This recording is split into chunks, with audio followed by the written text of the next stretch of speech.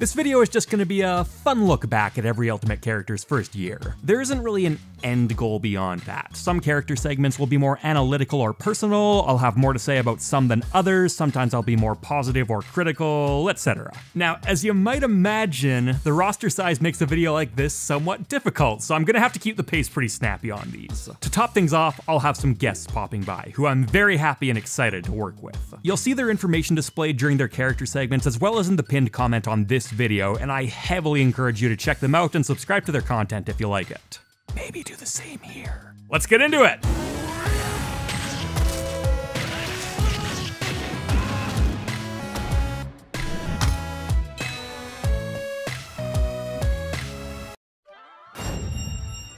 Mario survived the transition between Smash 4 and Ultimate surprisingly intact. A lot of people initially wrote him off because of the nerfs to his throw combos, up tilt, and up smash, but he still got a lot of great tools to work with, and his neutral and overall combo game actually benefited from the universal changes Ultimate's engine brought. He still stands as a great introductory character, but also has a ton of depth under the hood, and I think this is the best designed, most balanced, and straight up coolest Mario we've seen yet. Even if he did have to sacrifice his best taunt to get there. DK's design is overall quite healthy and diverse compared to Smash 4, although a few problematic issues such as having moves unsafe on hit bring him down a bit in my eyes. He's explicitly a grappler, same as in previous games, but needs to work harder for his throw kills while being compensated with a ton of new options in other areas. My favorite of these has to be his new hand slap, which now has a ton of utility both on the ground and in the air between comboing, landing, and the same coverage and hilarious edge guards it used to offer. How did we ever live without this?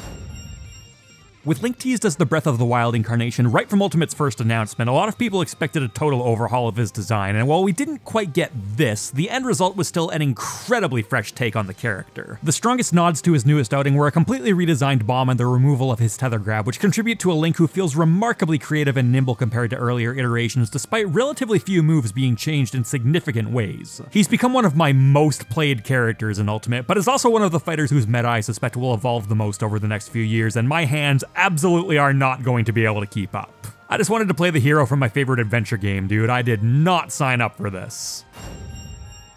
For Samus and Dark Samus, we're joined by MrDanish ButterCookie, whose channel is loaded with an unfair combination of the strongest Ultimate gameplay and slickest editing you can find on YouTube. Also, as a heads up, I only asked the guests for voiceovers, but Danish misunderstood me and sent me a full, beautifully edited segment, so I guess you get to see it for yourself.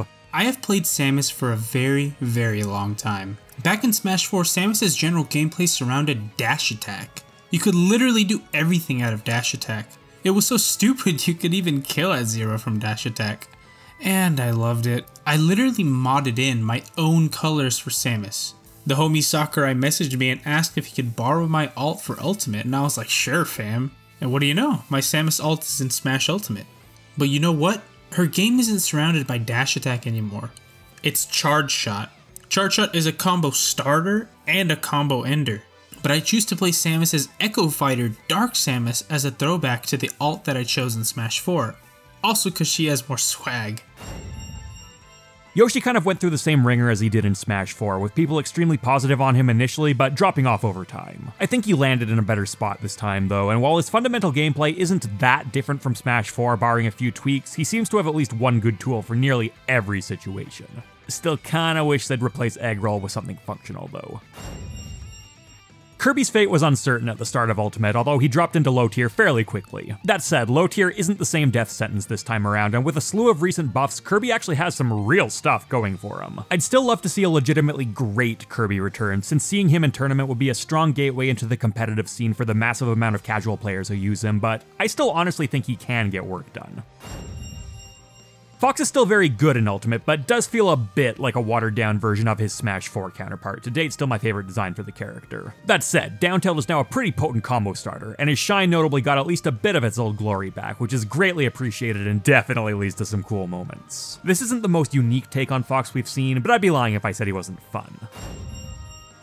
I'm not sure if there's a true best character in Ultimate, but if there is, Pikachu is my choice. He gets to keep nearly all the strengths he had in Smash 4, which were already fantastic, while also being moved into an environment more favorable for his playstyle and getting blessed with an even more monstrous combo game courtesy of his new back air and neutral air. His matchup spread is fantastic, he can do pretty much everything, he still has a ton of room to be pushed. Pikachu has been one of the more consistently usable characters throughout the Smash games, but Sakurai really outdid himself this time. Luigi is a degenerate mess in the best way possible. People were initially very down on this character because of his new tether grab and Cyclone, but it turns out those concerns were pretty unfounded. Luigi's tether grab is phenomenal for its intended purpose, but also works great as a combo and edge guarding tool. His new Cyclone does significantly hurt his recovery, this is true, but it also grants him a frame 1 invincible combo breaker. He also lost his horrible traction from previous games and went from having essentially no kill confirms to lots of them, including many off his already potent grab game. These changes can admittedly make fighting Luigi a bit of a frustrating experience, but you can't deny that his entertainment value is through the roof. At first glance, Ness looks similar enough to his Smash 4 incarnation, but a bunch of individual little tweaks all add up to a pretty distinct entity. His yo-yo is now a ridiculous edge guarding tool, up air creates fantastic setups on the way up and down, and all of his special moves gain additional utility, particularly PSI Magnet, with the hitbox and stall properties now being a defining characteristic of Ness's neutral game. The addition of many new particle effects from his home series means he also looks the part, and overall I love this iteration of the character.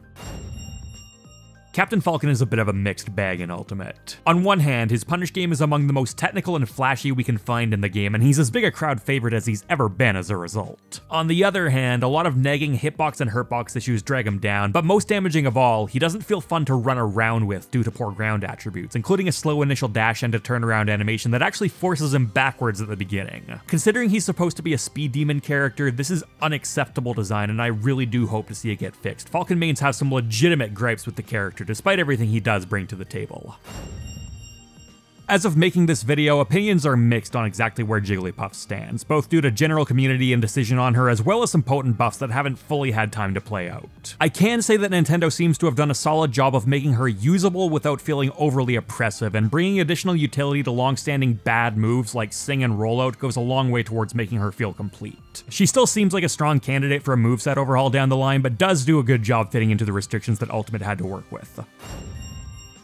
Peach feels like what everyone claimed Smash 4 Peach was going to be. Her movement options are ridiculous, and she gets some of the highest reward for landing a stray hit of any character in Ultimate, but the execution barrier for this kind of reward is justifiably high. Pair this with an explosive projectile game, sometimes literally, and you've got an incredibly expressive, engaging top tier whose wins are very much earned. As for Daisy, come on. The community actually discovered that their turnips had different properties, giving you a reason to prefer one over the other, and Nintendo decided that was an oversight that needed to be patched out. So, Bowser. Full disclosure, I got Bowser totally wrong. I thought he was gonna be terrible. On paper, it did make sense. Coming into Ultimate, we knew that his up throw kill confirms had been stripped away, which were the thing that defined him in Smash 4, and his unique ability to act directly out of a run was given back to the entire roster this time around. Those are some really heavy blows. How are you gonna compensate for that? Well, short answer, just make everything else crazy. A projectile that routinely does 30% or more, frame 6 command grab, enormous forward air, armor on everything including his brand new excellent down smash, kill confirms off of neutral air, even more weight and speed than he already had. Yikes. Ultimate Bowser is probably my choice for the best designed super heavyweight we've ever seen in Smash, and I've never been happier to be wrong about a character. The Ice Climbers are a huge source of contention among competitive players. Depending on who you ask, they're either a secret powerhouse waiting to be unleashed or held back too much by the AI climbers' erratic behavior to ever truly dominate the meta. They certainly seem to be the least obnoxious and most creative interpretation of the character so far, with the caveat that this could change with new discoveries down the line, and I love that they have strong neutral tools, an elaborate selection of setups to pull from, and far more flexibility with how they're played than they have in the past. Who knows what my year 2 opinion will be, but for year 1, I love them. Sheik will be taken over by Frenzy Light, an up-and-coming instructional Smash YouTuber who previously featured me on the video you're watching right now. His content is very high quality, and I definitely encourage you to check him out. Show him why, man. So Sheik was nerfed from Smash 4 in many people's eyes. Down throw, F tilt, down tilt, and damage output was altered, and many regarded her as a bottom tier at some point. Me and other longtime Sheik mains always saw Alight in her, as her edge guarding game was extremely buffed from Smash 4 due to the new air dodge mechanics, so we quickly found tons of use for it. Nowadays, Sheik is rising up the tier list due to great placings by Void, and some might also say that my own content on her has showed people her true potential. Sheik still has a long way to go, but it seems like she's in the right direction as of now. Zelda hasn't panned out nearly as strong as a lot of people were predicting, but she still feels like the most viable version of the character by a mile, largely due to the genuinely amazing Phantom. This went from one of the worst projectiles in Smash 4 to an extremely oppressive zoning tool, which can also be used to open up creative aggression. Can't gloss over her visual upgrade either. She spent 3 games being a very bland, stoic royal type, and now has one of the most defined personalities of anyone on the roster. I'm happy Sakurai opted to go with a completely different incarnation for each of the Triforce holders this time, and while Zelda's was certainly the most surprising, I think it worked out very well. I'm happy to say that Dr. Mario now feels very distinct from his source character, with a heavy emphasis on bold plays and kill confirms. His recovery still feels unjustifiably bad, since I think his slow physics will be more than enough to balance out the increased power of his moveset, but between tornado edge guards, comboing off of pills, and the best back throw animation in Smash, he can put on one hell of a show and definitely has some tricks up his sleeve. I'm still a bit unclear on why exactly picking up a PhD turns you into a pseudo heavyweight, but his attacks definitely feel appropriately hefty. I never expected to see Pichu in a Smash title again, and now that he's here, yeah, he's pretty cool. I think post-patch Pichu is in a very good spot balance-wise, although similar to characters like Jigglypuff and Lucario, it takes a very specific mindset to pick this character up. Pichu is the glass cannon to end all glass cannons, with an incredible combination of mobility, damage output, and kill power, being met with the lightest weight in the game and quite a bit of self-damage. He went from a joke pick to a destroyer who can also be destroyed, and good Pichu play is a joy to watch. Falco feels like Smash 4 Falco, except fixed. Down air, fixed. Lasers, fixed.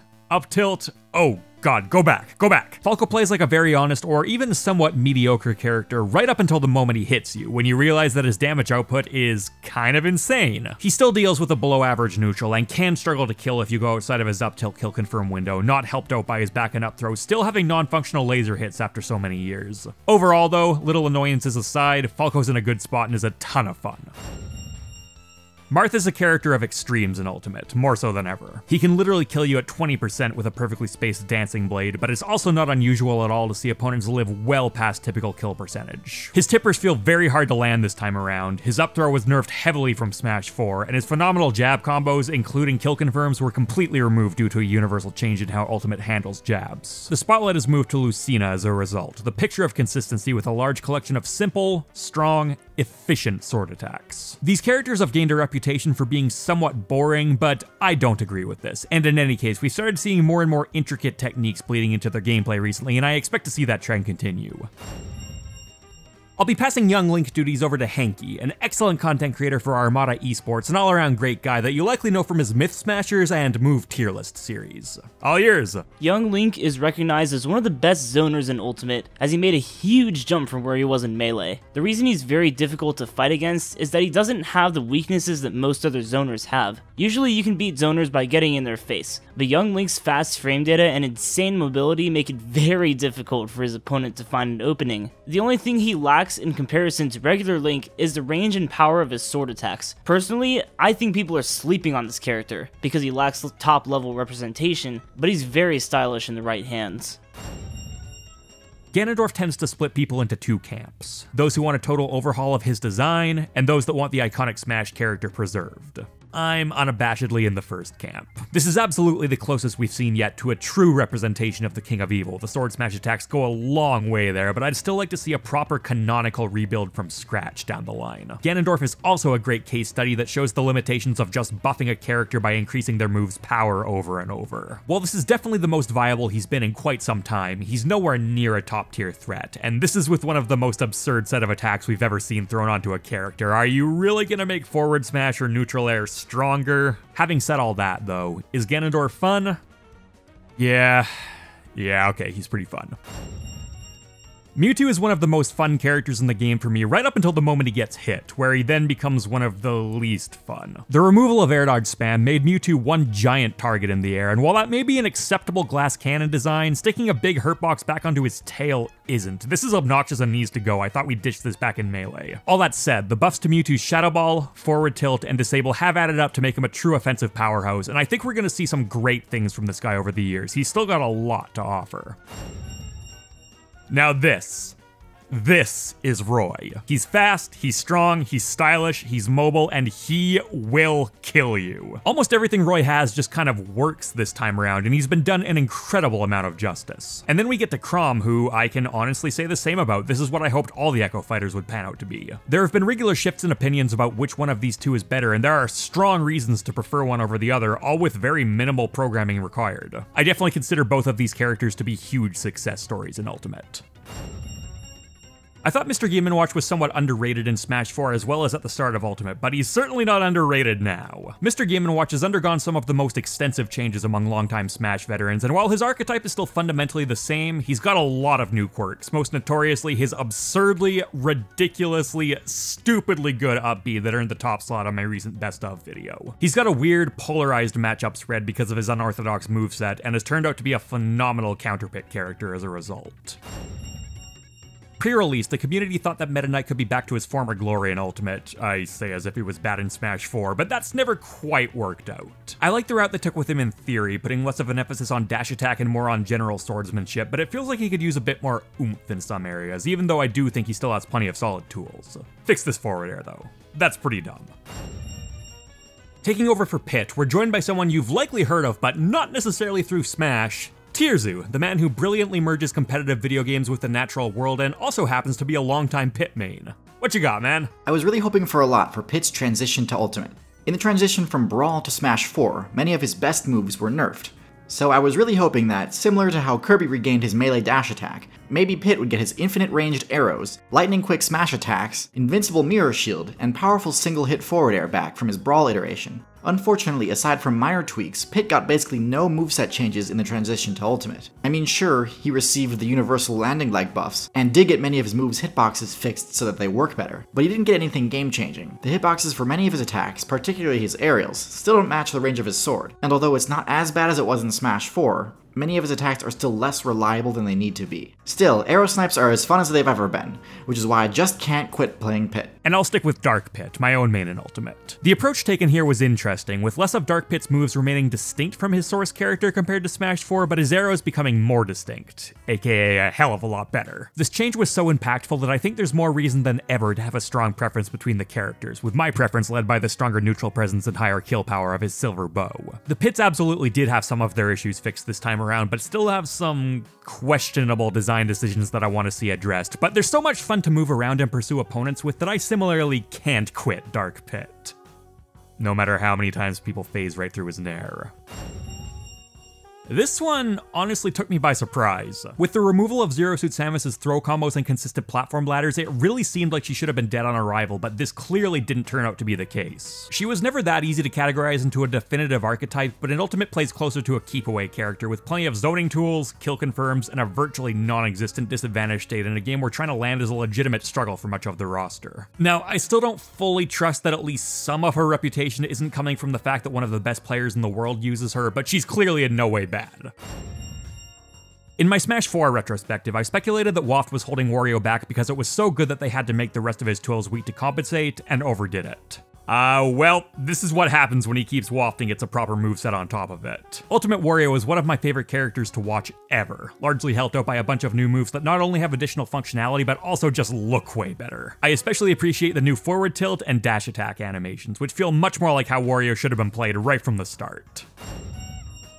For the most part, Snake is a faithful reincarnation of his Brawl form, with his weight and hitboxes brought down to very good compared to the what the hell is this design of his debut. He does play a bit differently, thanks largely to down smash being a conventional kick move rather than a stage-controlling landmine, and Nikita makes him one of the strongest edgeguarders in Smash history without his feet ever having to leave the ground. He's one of the Brawl characters that misses dash attack cancel up smash the most, but this is definitely made up for by his absurd 10-frame jump swap being reduced to 3 along with the rest of the roster. Snake is a strange beast. If you hear the term heavy zoner, that sounds like he should excel at keeping you at a distance but be punished for failing to do so, right? Well, you'll have to ask his frame 1 combo breaking grenades, insane tilt attacks, and frame 6 down air out of shield about that, which I'll factor into a character that people often find a bit frustrating to fight. Despite the frustration though, Snake is an interesting character with an incredibly high skill cap, and watching how high level Snakes choose to interact with their opponents and vice versa is always fascinating to me. I'm just gonna keep saying it. Bring back Ike's forward air. Yes, of course neutral air is ridiculous and letting it combo into his old forward air would be a bit over the top, but Ultimate's Ike feels a lot less heavy than he did in previous games, with forward air being a major culprit. Now, admittedly, that's actually a more accurate portrayal of how he appears in Fire Emblem, but that doesn't mean I have to like it. Okay, that aside, this is easily the most viable Ike we've seen so far, and his new up air, in contrast to his forward air, is now one of my favorite moves in Smash. While Ike is a simple character, don't let people oversell how simple he is. He's been stuck with the stereotype of just nair to win, haha, but you go try that against good players and tell me how it works out for you.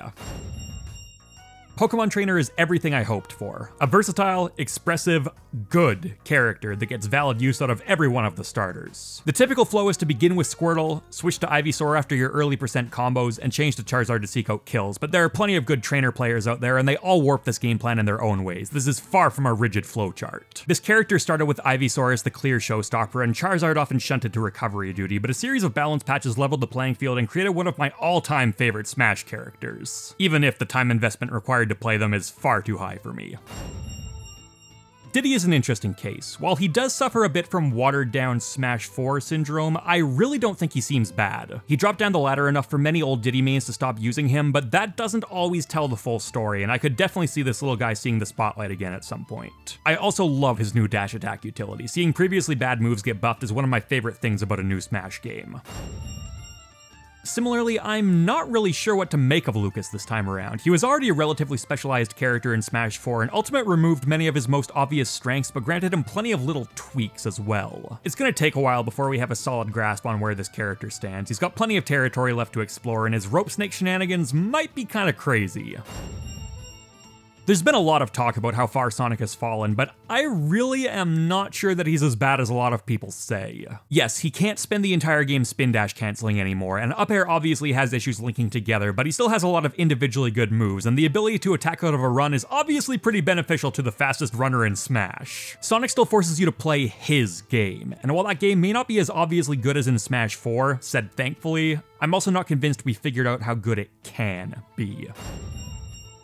Ultimate DDD feels like a far more polished, refined version of his Smash 4 incarnation. All of his old obnoxious blind spots and nagging issues were largely resolved, barring Gordo Stick RNG, and we're left with a character that plays roughly the same but feels much more complete. I say roughly the same, and Hale's new ability to regurgitate projectiles, including his own, is a fantastic addition that allows him to fight back against camping and is also just funny, which is exactly what I want to see on this character. Also this. Yes, this is a thing. Look, I don't think Olimar is a particularly well-designed character. While he's quite difficult to use and good Olimar players truly are impressive, I would never take that away from them. He also doesn't have a moveset that tends to be fun for both sides, and his animations are ambiguous and don't really sell the power of his attacks. That said, he really doesn't deserve what they did to his shield. A balance patch increased Olimar's hurt box, but didn't give him a larger shield to compensate, so now this happens. I do think that keeping Olimar as powerful as he was would have been detrimental to Ultimate's long-term health, so I'm happy he was toned down, but this isn't the way to do it. Can we please get another patch? Lucario is a character that people don't really have on their radars too much, but I think a lot of that can be attributed to how he plays more than how good he is. The mental strain Lucario puts on his players is extremely draining, and to top it off, he's more technical than he's ever been thanks to the addition of Jump Cancel Aura Sphere. I love how Lucario works in this game, and I'm never surprised to see him win, but it's a shame that his archetype has some built-in entry barriers that make his meta difficult to push. Rob is a zoner that has no obligation to zone. His gyro and laser are as good as ever, but he's been further helped by huge boosts to his aerials, down tilt, and rotor arm, giving him a safe neutral and explosive combo game that can kill far earlier than you'd reasonably expect. After back-to-back entries with rotor arm being near useless, it's refreshing to see it become a staple of his punish game, and down tilt chains into gyro are some of the most unique combos we've seen in quite some time. Rob is a versatile, creative, high, or even top tier this time around, and I'm all for it. Back in Smash 4, Toon Link was something of a hidden gem, and I think people are starting to realize that the same is true once again. His punish game is even stronger than it was previously, and it was already very good for a character primarily centered around a keep-away playstyle. I am slightly disappointed that he wasn't altered a bit more considering there's now 3 links. Even one new special move would have done wonders for making him stand out, but for what we are working with, not bad. I seriously think that Wolf is one of the best designed characters we've seen in any Smash game. He serves as a fantastic gateway character due to his amalgamation of different archetype characteristics all packaged into a moveset that feels surprisingly cohesive and even badass. He heavily rewards your fundamentals, but for those of you willing to dig a little deeper, there's also a strong, nuanced combo game just itching to be explored. And to top it all off, his particle effects and sound design are extremely satisfying, and he's a ton of fun to move around with. I didn't end up playing a whole ton of Wolf myself, but I can't deny Sakurai's work here. This character is great. Villager has been one of my least played characters in both Smash 4 and Ultimate, so my knowledge of him is admittedly somewhat limited, but man, he really doesn't seem to have changed much. Now, he didn't necessarily need to. I thought he was a pretty well done interpretation in his debut game, and I do like that they made edge guarding one of his key strengths, more reliable by guaranteeing spikes off of down air. Offstage play is where he excels more than ever thanks to Ultimate's harsher recovery environment, and while he doesn't have a lot of attention on him, I still like this guy. Don't know if I can say the same thing about his new jab, but what can you do? In a similar vein, Mega Man was already handled pretty well in Smash 4 and didn't need to change too much. Making footstools techable removed some of his best gimmicks, but they were replaced with a smoother, more consistent game plan thanks to an improved leaf shield and forward air. The latter of which I particularly approve of since, yeah, swinging a big fiery sword into someone should kill them. Up next is veteran streamer and YouTuber with a heavy presence in the Smash community, Fly Society's A-Star III. And by heavy presence, I also mean dominates his region with Wii Fit Trainer. Glad to have you here, man. With the abundance of characters receiving buffs, it was initially unclear how much Wii Fit Trainer actually improved within the transition to Ultimate. And then we used Deep Breathing. Yeah. Along with the other beneficial changes to Wii Fit's kit, like receiving 3 combo throws and forward, down, and up throw, header getting buffed in almost every way, and many of Wii Fit's normals and aerials being improved in range and consistency, Deep Breathing by far received the most influential changes, and honestly became one of the best moves in the entire game, which increased Wii Fit's competitive viability tenfold. Wii Fit has come very, very close to making big waves at a top level, but rest assured, it's likely that one day she will eventually show up and prove to the competitive world how important it is to remember to keep breathing. Rosalina was a character that people despised in Smash 4, and for the record, I'm not people in this case, so it's been a bit strange seeing her become a character crowds root for this time. The alteration of rage mechanics neutered her notoriously early kills off the top, and a lot of her best moves were changed or outright nerfed, largely for the worse. On top of that, while Luma's respawn time was decreased, this is very much needed because it also became much easier to kill, not helped at all by Ultimate's safer ability to pressure shields. Rosalina still has plenty of strengths and advanced techniques, the same zoning game plan and solid counterpick matchups, but I wouldn't hate to see her tuned up. Just a bit. Little Mac could probably use a redesign. I'm sorry to say so, but I don't think there's a way to make this current hyper-polarized playstyle fun for both players. He's considered quite a weak character right now, but is still scary and frustrating to fight. This means that your best strategy a lot of the time is to sit on a platform, which just becomes frustrating for the Mac player. I will say, though, that he's an incredibly fun character to watch due to constant white-knuckle moments, and while I don't think the experiment here has fully panned out, it was a cool idea, and I do appreciate Sakurai attempting it. Greninja was the footstool character in Smash 4, with plenty of weaknesses largely made up for by an incredible but very complicated punish game. Shades of this punish game still exist through more conventional means, but Greninja has also been given a more well-rounded and expressive moveset with no dramatic weaknesses outside of his continued lack of out-of-shield options. He really does play like a frog who's also a ninja, and is among my favorite of the Pokemon iterations. His design concept comes through really strong. The Miis feel much more like proper members of the roster this time around, and have some genuinely good stuff to offer. Gunner and Brawler are more jack-of-all-trades characters within their respective archetypes, while Swordfighter has weirdly enough become centralized around a zoning game plan because of how strong Chakram and especially Gale Strike are. I appreciate that many special move slots have several viable options, requiring you to make meaningful decisions about your build, and while none of the Miis have ended up dominating the meta, I think they feel natural within it. Sans.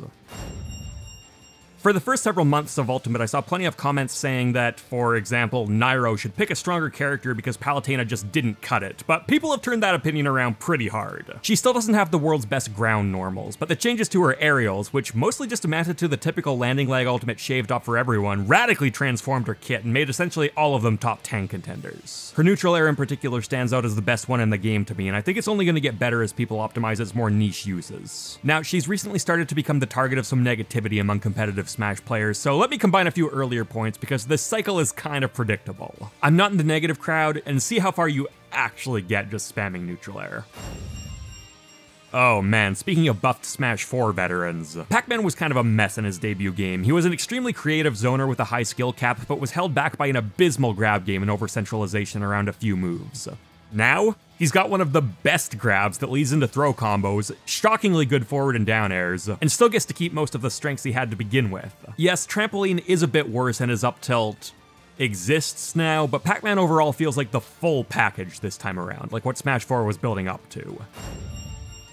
Robin's always been a bit of a kitchen sink character design, which continues here. It still seems a bit strange to stuff only him with Fire Emblem mechanics that also existed for the several series reps that came before, but alright, this is the Tactician, so it makes sense to add more complexity, and it certainly creates an interesting character. I'm not quite sure what the deal is with making Levin Sword charge up at the start of a fight, though. I've never played Awakening, but I have played many of the other Fire Emblem games, and to my knowledge, this isn't a thing. All that aside, Robin in Ultimate feels like a more sensible take on Smash 4's incarnation, with the highest charge of the Thunder Tome being the most powerful, Wind providing a wide recovery range, and Arc Fire acting more in line with the rest of the Fire Pillar attacks in Smash.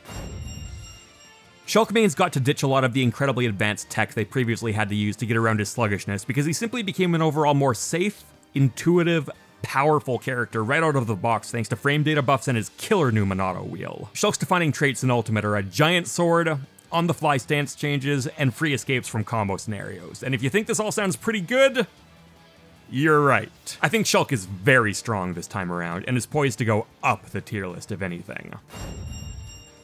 After extensively trying to understand why Bowser Jr. is considered a bad character, I still don't understand why Bowser Jr. is considered a bad character. While his overall mobility is on the slow side, he has tricky alternative movement options, the ability to clog up space with his projectiles, and a bunch of individually fantastic moves, including his solid grab, which can lead into phenomenal juggling chains. Is Jr. a secret top tier? No, but he is usable and I will fight you on this. Duck Hunt is still largely the same character, but encourages slightly more aggressive play because of the newfound combo potential from landing his side B at close range. His duck jump also allows for considerably more recovery mix-ups since you can act out of it, and while his smash attacks can still be a bit janky at times, they're certainly better programmed than they used to be and are quite good to have slapped on a zoner. I already liked their design despite how annoying they could be to fight, and Ultimate only made things better as far as I'm concerned. Smash 4 Ryu was a bruiser. His job was to slowly work his way up to you, land a hit, and follow it up with the heaviest combo he could manage, which got pretty damn heavy. That role shifted a bit more to Ken this time around, just in a more nuanced way, with Ryu taking on a more neutral heavy presence thanks to his absurdly powerful projectile. This is a direct result of balance patches. The Shotos were kind of underwhelming at launch, but got some serious buffs that both greatly improved their functionality and pushed their playstyles further apart. Throw in a dose of canceling attacks into special moves and a new auto turnaround mechanic, and you've got an incredibly cool set of characters that feel right at home in Smash, but also like a tangible bridge to the traditional format which inspired the series. Cloud was overtuned in Smash 4. That's not a controversial statement to make. Ultimate took some admirable steps to bring him in line, but in my opinion, they overstepped in a few areas. The limit break timer, slow grab, and lag when canceling limit charge all make total sense to me. His neutral air, on the other hand, has been comically shrunk as seen by how awkwardly Cloud has to bend his arm, and while up air is nowhere near bad, it does have that nerfed move feel, particularly when trying to land with it. Still, Cloud's aerials and general powerhouse swordplay are still strong and even better in some areas, and while there are some things I would change about him, I think overall he's much closer to the mark this time. I was a Corrin main by the end of Smash 4, and I'm pretty comfortable saying this character feels unjustifiably clunky after the transition. The majority of sword-centric attacks still feel fairly functional, but the dragon moves, the most inspired part of this kit, feel noticeably limp, particularly neutral and side special, which were previously some of Corrin's most powerful and unique tools. Is Corrin awful now? No, but they do feel almost strictly like a shallower version of what they used to be in an environment where this wasn't necessary, and I hope to see some love given to them in the future. It's very hard to pin down exactly how good Bayonetta is, both because she's still a very complex character, but also because opinions around her tend to be full of hyperbole on both sides. My best guess is that she's viable but not spectacular, but frankly, this is Ultimate. That's the worst thing you can say about a huge chunk of the roster. Design-wise, while she still does have some awkward quirks that could be ironed out, I think she plays much closer to how she should have in the first place, maintaining a flashy, effective combo game which ties perfectly back to her origin series. Ultimate balanced this out with clear weaknesses elsewhere and the need to use more traditional kill options, which I can't say I have a good argument against. And now we get to the first of Ultimate's newcomers, and it's cool just how organically Inkling slotted into the existing roster. We have a few little idiosyncrasies, of course, gathering ink by holding shield and special move, an incredibly frustrating dash animation, terrain control a la Rivals of Aether, but for the most part, Inkling plays like, well, a Smash character. She was maybe a bit hyped up at the start of the game. Most people no longer consider her to be a contender for the best, but she has remained extremely viable, which is great to see for one of the most requested newcomers, as well as the fighter that kicked this crazy ride off. A lot of Ridley's attacks are quite strong in a vacuum, and he feels very satisfying to use, but is also cursed with many of the weaknesses of a super heavy without actually being one. He infamously weighs less than Samus. He does, however, look incredibly cool whatever skin you're rocking, adds another beginner-friendly character to the roster, and can definitely do some work. And considering the debate that surrounded his inclusion for so long, he fits into Smash very smoothly.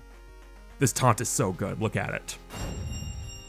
I seriously thought I was going to be a Simon main before Ultimate launched, being a fan of heavy zoners, unconventional weapons, and his gothic horror visual style. That didn't pan out, largely because I truly hate having to angle his aerials, and I don't think there's any need for the Belmonts to have such a weak recovery. They have plenty of well-defined weaknesses without it. They have some of my favorite tilts and special moves in Smash, though, sell their origin series very well, and definitely carved their own niche among Ultimate's roster. I initially hated the 8-bit whip sound effects sprinkled into their kits, having no nostalgia for that era of gaming, but they've grown on me over time. And the more conventional whip strikes are some of my favorite sounds in a game full of phenomenal sound design. K. Rool went through one hell of a roller coaster in Ultimate's first year, from being hyped as one of the best heavyweights ever pre-launch, to being a high tier, to being a low tier, to getting nerfed, to getting buffed, to now possibly being a lower mid-tier, although Ultimate is so well balanced that these tiers are too fluid to take that seriously. It's clear the developers tried hard to alleviate Heavyweight's usual weaknesses for him between his armored landings, anti-zoning tools, and reasonable recovery, and while they weren't entirely successful, it definitely illustrates an encouraging evolution in how Sakurai approaches character design and resulted in one of Ultimate's most heavily requested heavyweights feeling very distinct. Isabelle is a bit of a strange one. In some places she feels like an Echo Fighter or Villager, but in others there's clearly been way too much work put into differentiating her. Villager was already a fairly niche character, and Isabelle is even more so if anything, between her very unusual side special, further emphasis on zoning, and bizarre jab. So it hasn't attracted a huge player base, but she was responsible for the famous and amazing item duplication glitch, so earned her keep just from that alone.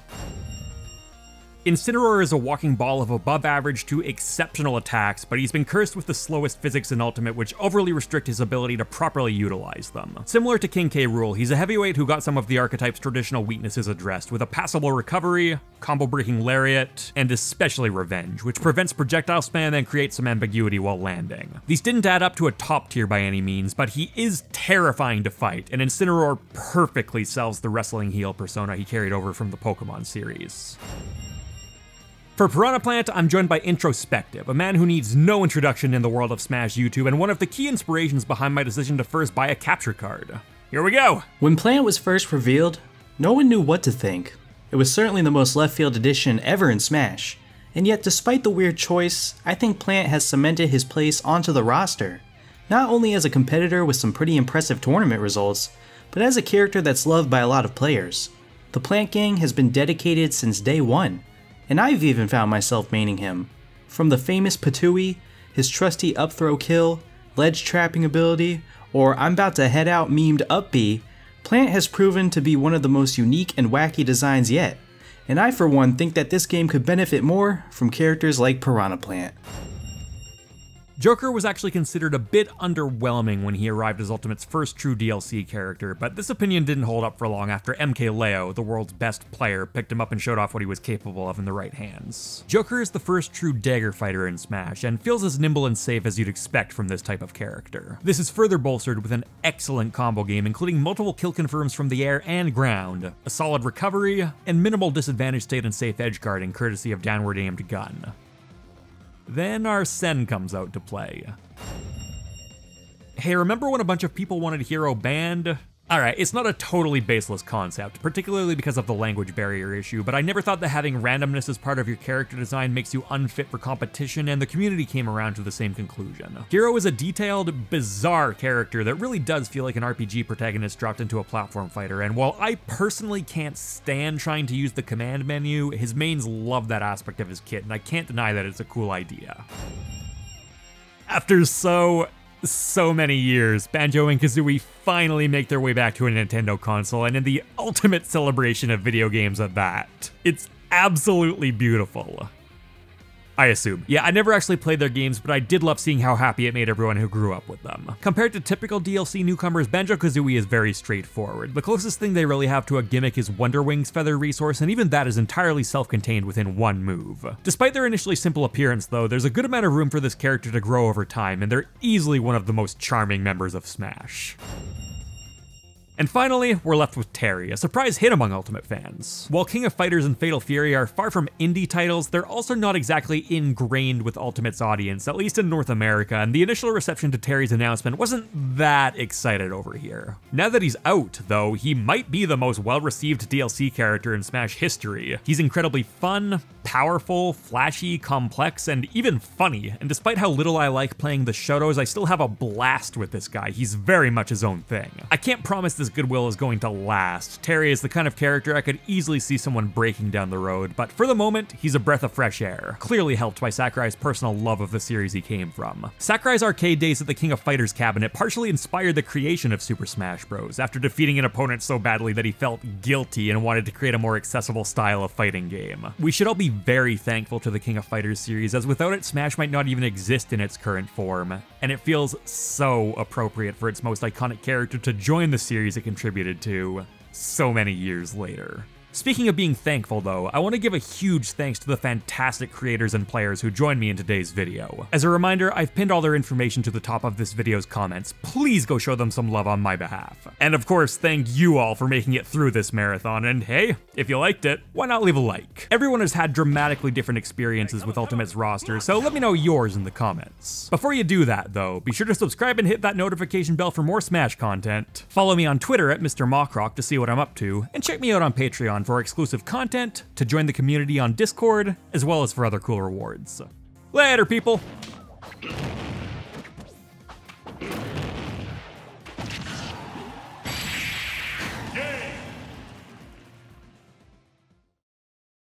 While platform fighters usually have more conservative movesets than traditional entries, that's still a hell of a lot of moves to create. A lot of jabs, a lot of smash attacks, a lot of special moves. So who got it the best? We've just taken a look at the best of every Smash Ultimate move, and as difficult as that list was to make, oh my god, this was so much worse. Nothing like trying to analyze a big old pile of obscure moves.